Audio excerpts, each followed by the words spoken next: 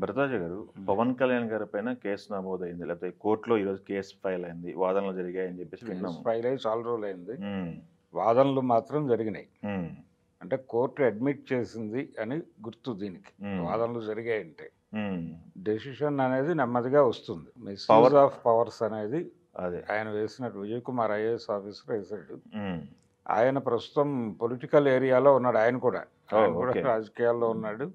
ప్రస్తుతం ఓ పార్టీని ప్రారంభించాడు ఆయన కూడా. ఇంతకు ముందు కూడా ఇద్దరు ఐఏఎస్ ఆఫీసర్లు ప్రారంభించిన పార్టీలు ఏమైపోయాయో చూసాం మనం. హ్మ్. జయప్రకాష్ నారాయణ గారు, తర్వాత జేడి లక్ష్మీనారాయణ గారు, తర్వాత ఇప్పుడు ఈయన హ్మ్. పొలిటికల్ లైన్లోకి వచ్చాడు ఇప్పుడు విజయ్ కుమార్ గారు. వచ్చి ఈయన మిస్యూజ్ ఆఫ్ పవర్స్ అనే పేరుతో ఈయన మీద కేసు వేశాడు. హ్మ్. ఈ అంటే అసలు కేసులో షూటింగ్లు చేయకూడదా? చేస్తే చరిత్ర ఏం చెప్తుంది అనేది. అంటే మనకి గతంలో ఎంజి రామచంద్రన్ గారు ముఖ్యమంత్రి అయిన తర్వాత ఆయన సినిమాలు చేయలేదు. హ్మ్. పూర్తిగా దూరంగానే ఉన్నాడు. ఓకే. సినిమాకి నాకు సంబంధం లేదు అని. కానీ ఆ తర్వాత సీఎం అయినటువంటి ఎన్టీ రామారావు గారు ఆయన పదవిలో ఉండగా సినిమా చేశాడు. హ్మ్. ఏది ముఖ్యమంత్రిగా ఉంటూనే బ్రహ్మర్షి విశ్వామిత్ర షూటింగ్లో పాల్గొన్నాడు ఆయన. హ్మ్. పాల్గొనటం ఆ సమయంలో పేపర్లో ఫోటోలు వచ్చేవి. ఆయన సెట్స్లోనే సెక్రటేరియట్ నుంచి వచ్చిన ఫైల్స్ చెక్ చేసేవాడు ఓకే. ఆ గెటప్లోనే. హ్మ్. అలాగే నేషనల్ ఫ్రంట్ చైర్మన్ కూడా అప్పుడు ఆయన. హ్మ్. విపి సింగ్ గారు వీళ్ళందరూ ఆయనతో సమావేశం కావాలంటే హైదరాబాద్ వచ్చి సెట్స్కి వెళ్ళి ఆయనతో మాట్లాడేవారు. హ్మ్. ఆయన గెటప్లోనూ వీళ్ళందరూనేమో ఇలా కూర్చుని మాట్లాడుతూ ఉండేవాళ్ళు. ఆ ఫోటోలు విచిత్రంగా ఉండేవి బయట చూస్తుంటే. హ్మ్. అలా ఆయన నడిపాడు. షూటింగ్ నడిచింది అది. ఆయన పదవిలో ఉండగానే నడిచింది. విశ్వామిత్ర ఒకటే. మిగిలిన సినిమాలన్నీ ఆయన ప్రతిపక్ష నాయకుడిగా ఉండగా చేశాడు. ఈ సామ్రాట్ అశోక అవన్నీ. అదే. కాబట్టి పదవిలో ఉండగా షూటింగ్ చేసిన సీఎం ఆయనే. హ్మ్. ఆ తర్వాత ఈయన మొదలుపెట్టాడు. హ్మ్. ఇప్పుడు పవన్ కళ్యాణ్ గారు. అయితే ఇక్కడ పవన్ కళ్యాణ్ గారి ప్రధానమైన ఇదేంటంటే ఆయన వాదన నాకు వేరే ఆదాయ మార్గం లేదు అని మొదటి నుంచి చెప్తున్నాడు ఆయన. హ్మ్. నాకు సినిమాలు తప్ప వేరే ఆదాయ మార్గం లేదు. కాబట్టి నేను పార్టీని నడపాలన్నా లేకపోతే ఆయన కుటుంబ ఖర్చులకు కూడా హ్మ్. సర్వే కుటుంబ అవ్వాలంటే. ఖర్చులు నిర్వహించాలన్నా నాకు కావలసినటువంటి ఆదాయం సినిమాల నుంచే రావాలి. హ్మ్. కాబట్టి నా ఆదాయ మార్గం అదైనప్పుడు నన్ను అది వద్దని ఎలా అంటారు మీరు హ్మ్. అనేది ఆయన మొదటి నుంచి మాట్లాడుతున్నాడు. ఈ రోజున కొత్త ఆర్గ్యుమెంట్ కాదు అది. హ్మ్. ఆయన రాజకీయాల్లో ఉండి సినిమాలు ఎలా కమిట్ అయ్యారు అన్నప్పుడల్లా ఈ వాదన తీసుకొస్తూనే ఉన్నాడు. నిజానికి ప్రజాసేవలో డబ్బులు వస్తాయా రావా అనేది వేరే చర్చ. కానీ ప్రజాసేవ అన్నప్పుడే అక్కడ ఆదాయం ఉండదు అనేది ఒక అభిప్రాయం. హ్మ్. కాబట్టి వాళ్ళు ఇంకేదో వృత్తి చేసి డబ్బులు జనరేట్ చేసుకోవాల్సినటువంటి అవసరం ఉంటుంది. హ్మ్. మిగతా పొలిటీషియన్స్ అందరికి బిజినెస్‌లు ఉన్నాయి గదా! ఈయన అంటే చేసే వృత్తి ఎవరికి వాళ్ళకి వృత్తులున్నాయి. రాజకీయాల్లోకి వచ్చిన తర్వాత వాళ్ళు ఏ ఫరంలో అయితే ఉన్నారో ఆ ఫరంలో వీళ్ళ బంధువులను పెట్టి వీళ్ళు బయటకు వచ్చేస్తూ నడుస్తోంది అది హ్మ్. ఆ పద్ధతిలో ఇప్పటిదాకా. కానీ ఈయనకి అటువంటిది కూడా లేదు. కాబట్టి నేరుగా నేనే సినిమాల్లో నటిస్తాను, తద్వారా వచ్చే డబ్బులే నేను ఖర్చు పెడతానని చెప్తూ వస్తున్నాడు. ఆ వాదనని అంటే సీరియస్గా ఆ వాదనని నిలబెట్టుకోవాలంటే అంటే ఈయన మిస్యూజ్ ఆఫ్ పవర్స్ అనే పేరుతో వేసిన కేసులో పవన్ కళ్యాణ్ వాదనని తిప్పికొట్టాలంటే ప్రజాసేవా రంగంలో ఆయనకు వస్తున్నటువంటి ఆదాయాలకు సంబంధించి హ్మ్. ఒక ఎవిడెన్స్ని కోర్టుకు సబ్మిట్ చేయాల్సినటువంటి అవసరం ఐఏఎస్ ఆఫీసర్ గారికి ఉంటుంది. హ్మ్. అది జరిగితే కొంత కోర్టు కన్సిడర్ చేసే అవకాశం ఉంది ఆయన్ని. లేకపోతే ప్రజాసేవా రంగంలో ఉన్నవాళ్ళు ఇతర వృత్తులు చేయకూడదు అనేం లేదు. హ్మ్. వాళ్ళ వృత్తి వాళ్ళు చేసుకోవచ్చు. హ్మ్. చేసుకుంటూ ఇది కూడా పార్టిసిపేట్ చేస్తారు. హ్మ్. అందుకనే లాస్ట్ టైమ్ ఒక స్టేజ్ మీద పవన్ కళ్యాణ్ గారు మాట్లాడేసి, ఈ కంప్లీట్ చేసిన సినిమాలకు సంబంధించి కూడా ఏదో గంట, 2 గంటలు డైలీ పర్మిషన్ తీసుకుని పర్మిషన్ తీసుకొని సీఎం గారు పర్మిషన్ చేసుకొని తెల్లవారుజామున 2 గంటలకి, 3 గంటలకి షూటింగ్ చేశానని మాట్లాడారు ఆయన. అంటే అసెంబ్లీ జరుగుతుండగా హ్మ్.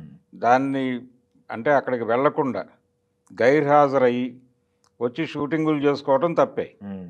అలాగే ఆయన అధికార కార్యక్రమాలు ఏవైతే ఉన్నాయో వాటిని అవాయిడ్ చేసి హ్మ్. వాటికి హాజరు కాకుండా క్యాబినెట్ మీటింగ్లో కనుక అన్ని క్యాబినెట్ మీటింగ్ కావచ్చు, లేదు ఆయన నియోజకవర్గ పర్యటనలు కావచ్చు, ఉమ్, లేకపోతే డిపార్ట్మెంటల్గా జరిగేటువంటి డిస్కషన్స్ కావచ్చు, ఉమ్, వాటికి వెళ్లకుండా ఆయన వచ్చి షూటింగుల్లో పాల్గొన్నారనే ఎవిడెన్స్ ఏదైనా ఉంటే ఉమ్, అప్పుడు మిస్యూజ్ ఆఫ్ పవర్స్ వస్తుంది. ఉమ్, అంటే ప్రజాసేవా రంగం మాత్రమే కాదు, ఆయన ప్రభుత్వంలో భాగంగా ఉన్నారు. బాగా ఉన్నప్పుడు విధి నిర్వహణలో ఆయన ఏదన్నా అప్రమత్తంగా ఆయన అక్కడ దాన్ని నిర్లక్ష్యం చేసి వచ్చి షూటింగులు చేస్తున్నాడు అని నిరూపించగలిగితే అప్పుడు కోర్టు పట్టించుకుంటుంది తప్ప మిగిలిన వ్యవహారాల్లో కుదరదు అది. ఓకే ఓకే అంటే ఆదాయానికి సంబంధించిన గొడవ అయితే అది దాన్ని ప్రూవ్ చేయాల్సి ఉంటుంది ఆయన కోర్టులో, చేయకూడదు అని. రెండోది, ఆయనకి వేరే ఆదాయ మార్గం లేదు అంటున్నాడు కాబట్టి దాన్ని కన్సిడర్ చేస్తుంది కోర్టు. ఇక్కడికి వచ్చేసరికి ఈ మిస్యూజ్ ఆఫ్ పవర్స్ అంటే ఈ షూటింగ్ జరగటానికి ఆయన ఏదన్నా చేశాడా అనేది. ఈ మిస్యూజ్ ఆఫ్ పవర్స్ అనేది ఎక్కడ మాట్లాడుతున్నాడు విజయ్ కుమార్ గారు అంటే, ఈ సినిమాకి సంబంధించి హరిహర వీరమల్లుకు సంబంధించి టిక్కెట్ల ధరల పెంపు, అలాగే ఈ ప్రత్యేక ప్రదర్శనలు స్పెషల్ షోస్ వేశారు, దాన్ని ప్రీమియర్స్ వేశారు. ఆ ప్రీమియర్స్కి సంబంధించి ప్రభుత్వాలను ఇన్ఫ్లుయెన్స్ చేసి పర్మిషన్ సంపాదించాడు అనేది ప్రధానమైనటువంటి ఎలిగేషన్ ఇక్కడ. బట్ ముందు కూడా జరిగినాయిగా, ఈయన ఈ కొత్తగా చేసింది కాదుగా, ముందు నుంచి జరుగుతున్నాయి కదా. ముందు నుంచి జరుగుతున్నాయి, అన్నిటికీ జరుగుతున్నప్పటికీ ఈయన వాదన తన పవర్ ఉపయోగించి ఈ ప్రీమియర్స్కి పర్మిషన్ సంపాదించాడు. ఇప్పుడు తెలంగాణలో ప్రీమియర్స్ లేవు అని ఆన్ ఫ్లోర్ చెప్పాడు ఆయన, సీఎం గారు. చెప్పిన తర్వాత ఈ సినిమాకి ఒక్కదానికే పర్మిషన్లు తెచ్చుకున్నారు. ఏది ముందు రోజు నైట్ షోస్ పడేలాగా హరిహర వీరమల్లుకి. కాబట్టి ఈ షోస్కి పర్మిషన్ తెచ్చుకోవడానికి ఆయన పవర్ మిస్యూజ్ చేశాడు. అలాగే ఈ రేట్లు పెంచుకోవటం, 700 రూపాయలుగా అమ్మారు అది టికెట్లు. ఈ 700 రూపాయలకు టిక్కెట్ల అమ్మకంకి సంబంధించిన పర్మిషన్ కూడా ఆయన పవర్ను ఉపయోగించి తెచ్చుకున్నాడు. ఈ రెండు ప్రధానమైనటువంటి ఆరోపణలు దీనిలో. ఓకే, ఆయన షూటింగుల్లో పాల్గొన్నాడా లేదా ఈ గొడవ కాదు. దీనికి సంబంధించి ఆయన ఏం ఎవిడెన్స్ ప్రొవైడ్ చేస్తాడు కోర్టుని అంటే అవతల వాళ్ళు కూడా లాయర్ని పెట్టుకుంటారు కదా. ఇప్పుడు పవన్ కళ్యాణ్ వైపు నుంచి కూడా లీగల్ టీం వస్తుంది. వచ్చిన తర్వాత వాళ్ళు ఎలా తిప్పికొడతారు ఈ వాదనలని అనే దాని మీద కోర్టు ఒక అభిప్రాయానికి రావాలి. దీన్ని ఎలా జస్టిఫై చేస్తారు అనేది ప్రధానమైన ఆరోపణలు. ఆయన షూటింగులు చేశాడు అన్నది కాదు, టిక్కెట్ల రేట్ల పెంపు, ప్రీమియర్ షోస్కి అనుమతులు, ఈ రెండిటి గురించి కూడా పవన్ కళ్యాణ్ బయట మాట్లాడాడు. అంటే నిజానికి వాళ్ళు వచ్చారు నా దగ్గరికి, ఫైల్ తీసుకుని ప్రొడ్యూసర్ వచ్చాడు, మనం కాదు అంటే సినిమాటోగ్రఫీ మంత్రి కూడా జనసేన నాయకుడే అక్కడ. కాబట్టి జనసేన ఎమ్మెల్యే మంత్రిగా ఉన్నాడు కాబట్టి నేను నేరుగా ఫైల్ని సీఎం దగ్గరికే పంపించాను, మీరు ఎలా చెప్తే అలా, మీరు ఇస్తే పర్మిషన్ ఇవ్వండి లేకపోతే ఇవ్వకపోయినా పర్వాలేదు అన్న టోన్లో అక్కడికి పంపించాను. ఆయన తీసుకున్న నిర్ణయం మేరకే ఈ ధరల పెంపు తర్వాత ఈ ప్రీమియర్ షోస్కి సంబంధించిన నిర్ణయం జరిగింది అని చెప్పాడు. తెలంగాణలో కూడా నిర్మాతే అప్లై చేసుకున్నాడు. ఎవరు అప్లై చేసుకుంటారు? ప్రొడ్యూసరే వెళ్ళాలి. అవును, కాబట్టి ప్రొడ్యూసరే వెళ్ళాడు, దాన్ని కన్సిడర్ చేశాడు ఆయన. ఈ కన్సిడర్ చేయడానికి ఆయనతో ఫోన్ చేయించాడు అని చెప్తున్నారు వీళ్ళు. కానీ దానికి సంబంధించిన ఎవిడెన్స్ ఏదో కోర్టుకు పెట్టాలి.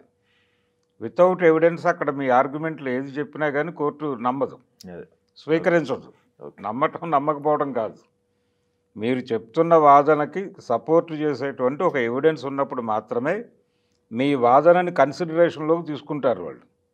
ఆ తీసుకునే లెవెల్ ఎవిడెన్స్లు మీ దగ్గర ఉంటే అప్పుడు కోర్టు బలంగా స్వీకరిస్తుంది, మీ కేసుకు బలం ఉంటుంది. ఓకే, ఇది బలమైన కేసా లేదా అనేది ఇప్పుడు ఈరోజు జరిగిన వాదనలు ఏంటనేది ఇంకాసేపట్లో ప్రపంచానికి తెలిసిపోతుంది.